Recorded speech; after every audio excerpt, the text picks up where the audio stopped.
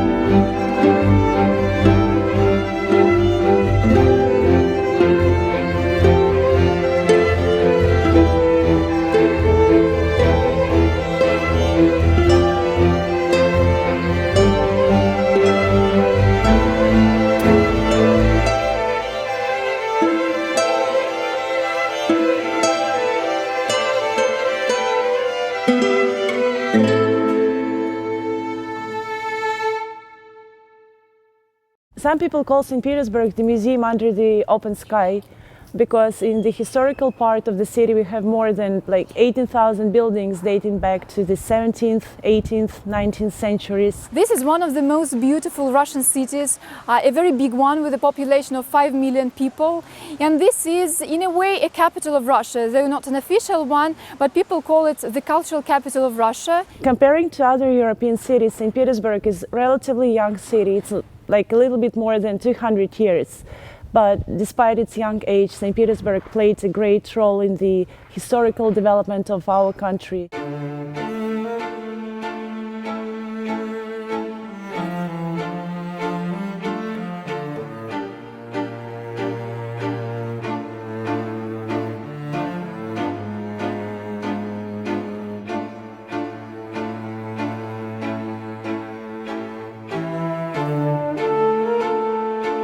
The whole historical part of the city is under the protection of UNESCO, which means that we are not allowed to change the facades of the buildings. They have to be preserved.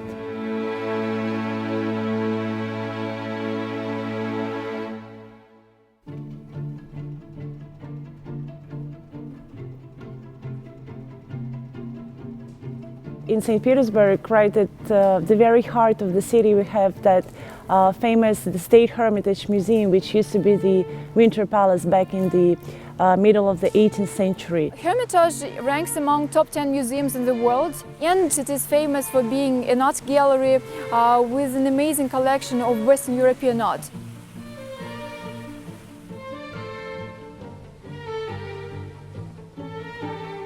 The Hermitage means the hermit's dwelling, the place where a person can escape everyday life and just enjoy the solitude. And at first it was founded as one of the palaces for the nobles, for the royals, the emperor and empresses. It was built back in 1762 by the daughter of Peter the Great, the founder of the city, Elizabeth. Elizabeth, the Russian empress for who it was built, didn't live long enough to actually move in. Because she died a year before, the construction of the palace was over.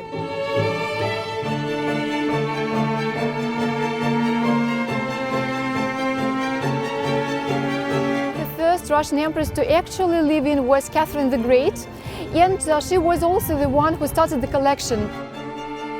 It was Catherine the Great who purchased the first collection back in 1764 from the Prussian king, and the collection consisted of 225 paintings.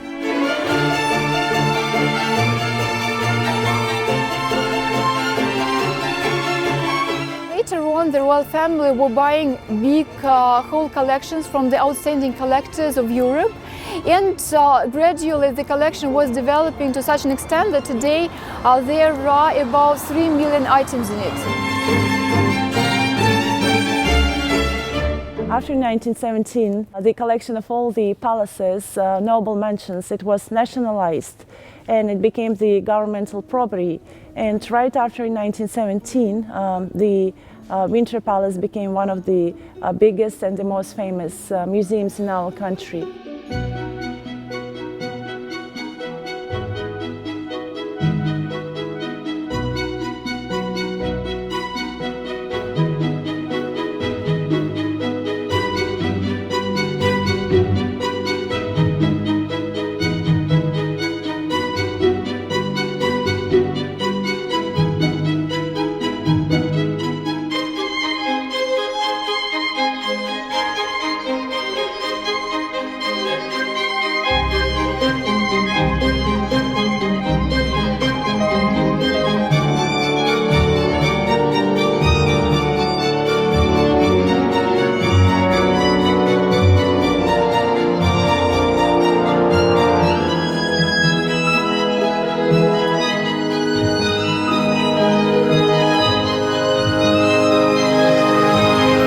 One of the most striking exhibits of the State Hermitage Museum collection is the Peacock. It looks like a fragile, intricate toy for the nobles, but in fact, this is simply just a clock. Originally, that was a gift from Count Potemkin to Empress Catherine II. And it was presented to Catherine the Great back in the second half of the 18th century. And what surprises me the most is that nowadays it's still working. The clock was delivered to Russia as a huge pile of details without precise instruction about how to assemble that all together. And finally, a talented Russian craftsman was found who was able to assemble it. And the clock is still functioning. Once in a while it is wound up. Though the museum people don't rewind the clock to preserve it for the future generations. Just once in a week, the peacock would open its tail, the rooster crows, the owl blinks.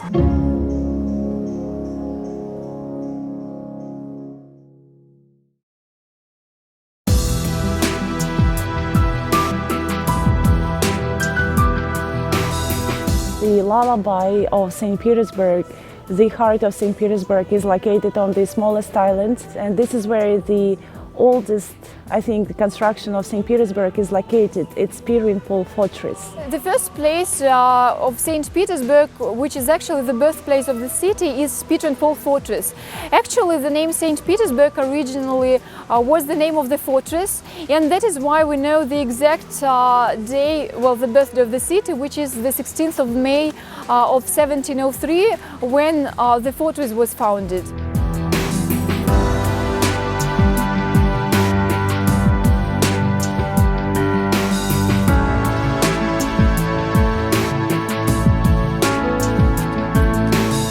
Originally it was built as a fortress to protect the city from the Sweden invasion, but after the construction of Petersburg Cathedral, it became the burial place of all the Russian emperors.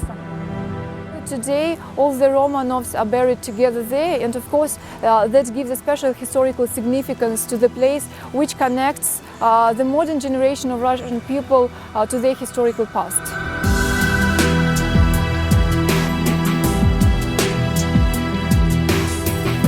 Though built as a Russian Orthodox cathedral, the interior of the cathedral is quite different from the typical Russian Orthodox church. Once you enter the cathedral, you can see that the walls are painted to imitate the marble. The cathedral is flooded with light, and on top you can see the crystal chandeliers decorating Petersburg Cathedral.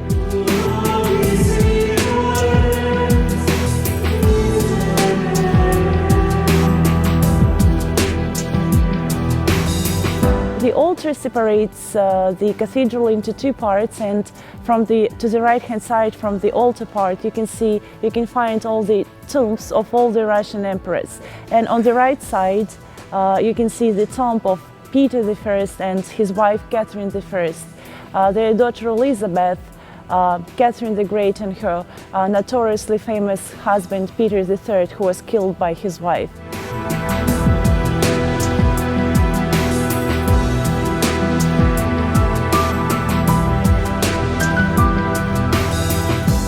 We believe that as long as the angel is on top of Petersburg Fortress, our city is safe. We tend to believe that the angel protects St. Petersburg.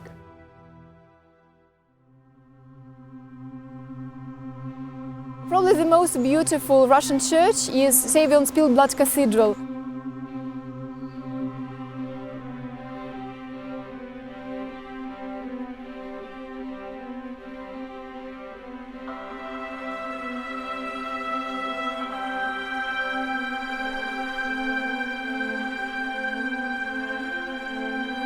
The Spilled Blood Church was built on the site where one of the most famous Russian emperors, Alexander II, was assassinated back in 1881, March the 1st. And as a memorial to him, the church was constructed.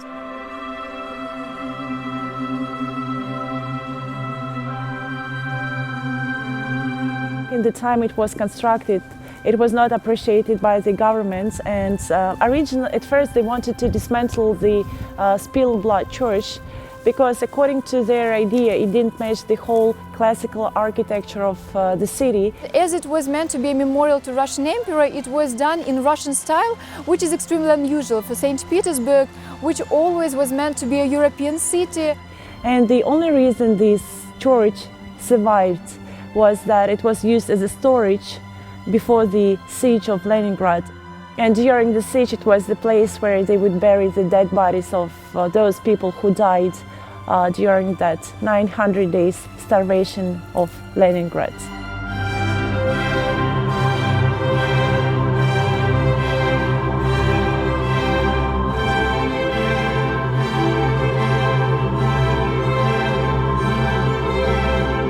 The Spilled Blood is famous for inside. It's decorated with 7,000 square meters of the mosaic. It's very bright and colorful and creates kind of optimistic atmosphere around it, despite the tragic story which is related to the foundation of the church. The ceiling, the columns, the walls, they are masterpieces which were done by the Russian craftsmen.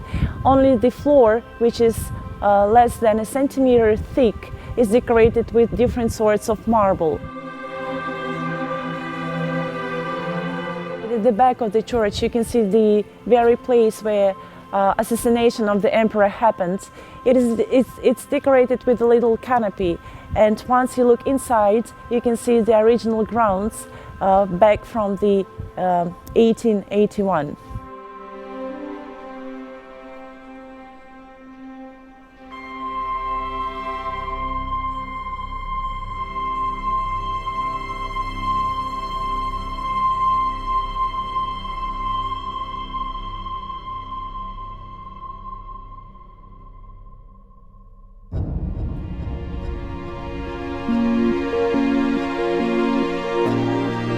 The Usurpers Palace was owned by 5 generations of the Russian aristocratic dynasty. It used to belong to a noble family, the family that was very well educated and were actually kind of art experts, they were collectors.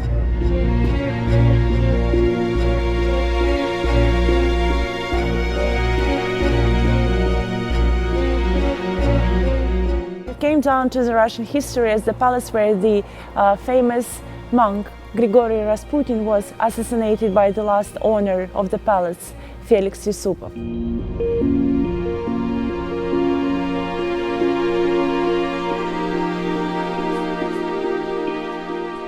Rasputin was one of the favorites of the royal family, and there was some kind of mysterious influence of Rasputin onto the family. Somehow he managed to help the heir to the throne, Prince Alexis, with hemophilia, and that created the rumor that he was influencing the politics of the country as well. So a group of people close to the royal family believed that the only way out is to murder Rasputin, and Prince Felix of the Yusupov family was one of those who believed that that is what must be done.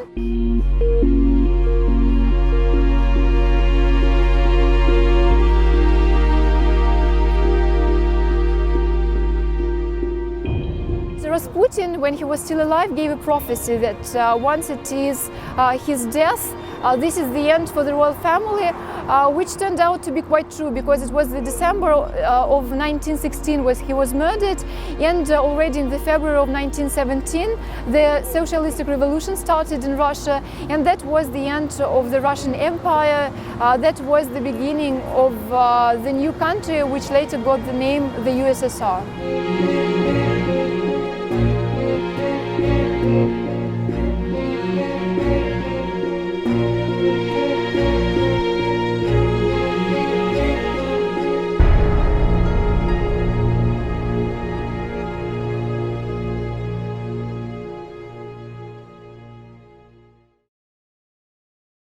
Back in the 19th century, the Russian Empire was one of the biggest countries in the world, and they wanted to build something really magnificent to match the grandeur of the country.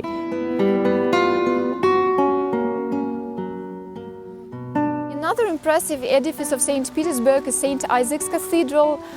This one probably impresses people mostly by being so really huge. It is decorated with 112 really big granite columns, and each column is one piece of granite.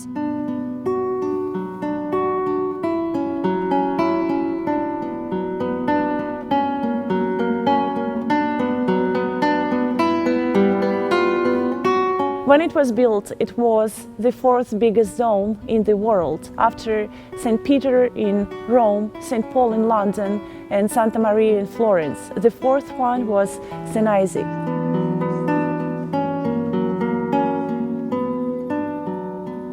Once you enter inside, you are going to be struck by the beautiful decoration of St. Isaac. You can find there different sorts of marble, the black one, the white one, the pink one, which came from France. Precious stones like malachite, a very nice green stone which was assembled in a so-called Russian mosaic technique, which actually is a mosaic when pieces go together but create an idea of a solid piece of stone repeating its pattern. But the most amazing thing is the Iconostasis. The front side of the Iconostasis is decorated with the malachite columns and the columns which are done from the lapis lazuli. All in all, they needed 16 tons of malachite to do the columns. There was a joke at that time when the columns were installed, Russia ran out of the malachite.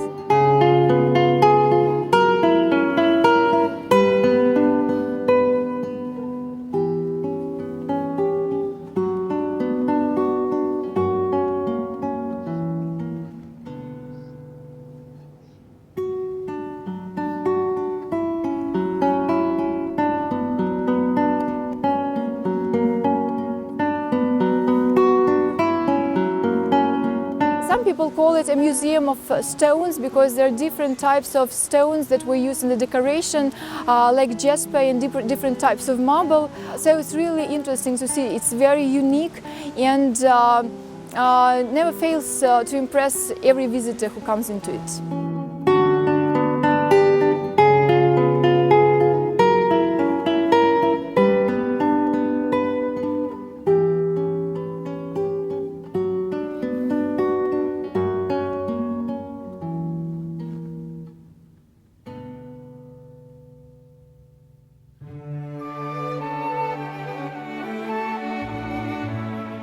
Peter I decided to create his first summer residence, Peacock Palace, after victories in a few decisive battles in Poltava in 1709. Peter used to travel a lot, and he went to France, and he was inspired by the Versailles Palace. And upon his arrival back to Russia, Peter decided to build something as spectacular as the Versailles Palace. By the year 1721, already a big complex of fountains with nice palaces and pavilions appeared, not far from St. Petersburg, and got the Dutch name Peterhof, which means Peter's Court.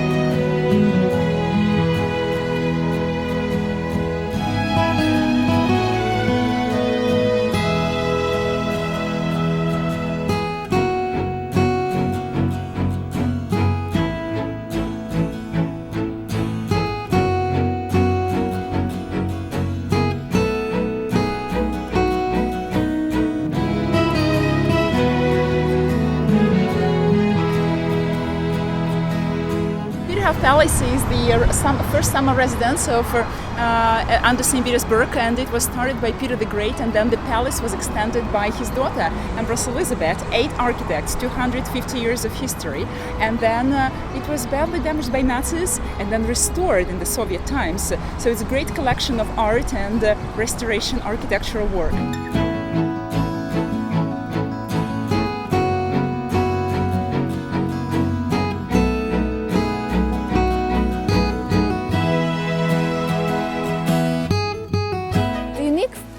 about the fountains is not only amazingly beautiful decoration, but also it is the fact that they work without pumps. There are over 100 fountains in Petersburg Palace, and what is interesting is that all the fountains are operated by the gravity.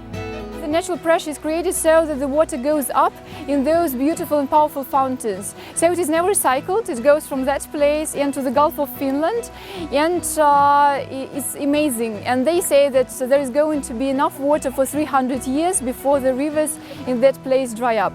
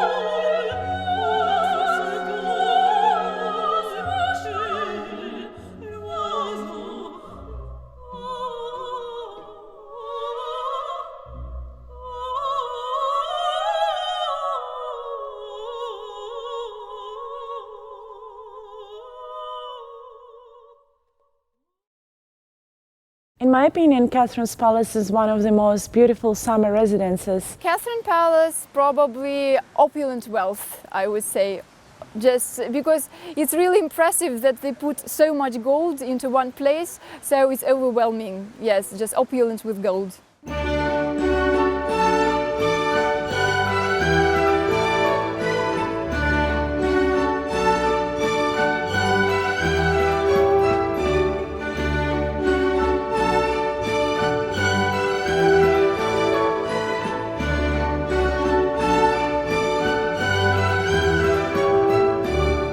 Catherine Palace, that was the palace of the wife of Peter the Great, Catherine, and it preserved its historical name. The Catherine's Palace became one of the most popular and well-known summer residences. After Catherine, a few empresses owned the palace. They were Elizabeth and Catherine the Great.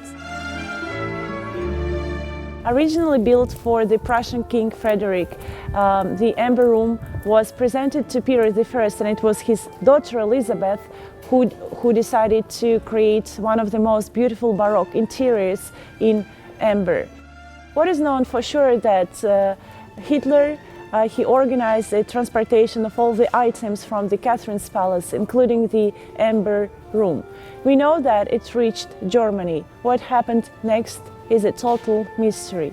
And all the treasure hunters around the world still are tracing different leads, but not a solid piece or solid lead was found yet. So today it is made in new, but it's an exact replica of what it used to be in the 18th and 19th century, so it's really very fascinating.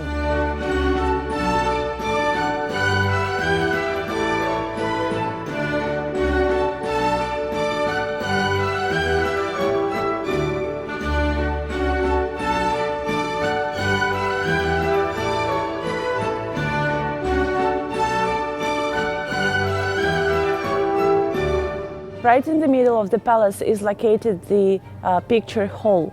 It's decorated with 369 paintings by the Italian artist Pietro Rattari. The picture hall was done according to the fashion of that time, and it's decorated with the paintings in the tapestry-like manner.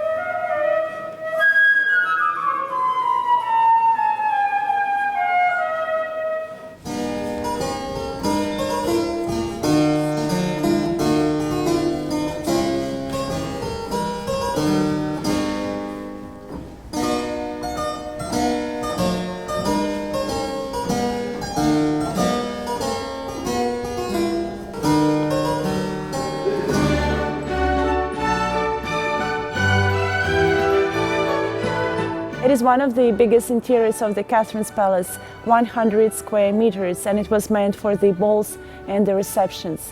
Designed by the Italian architect Rastrelli in the so-called Elizabethan Baroque style, the main feature of which is abundance of light and mirrors, different illusions and abundance of gold. So for that room alone, more than 10 kilos of gold were used for the decoration and for gold leaving the nice wood carving of the walls. Мы поднимаем этот бокал за мир и дружбу между нашими народами. And we raise this glass and toast to peace and friendship between our people.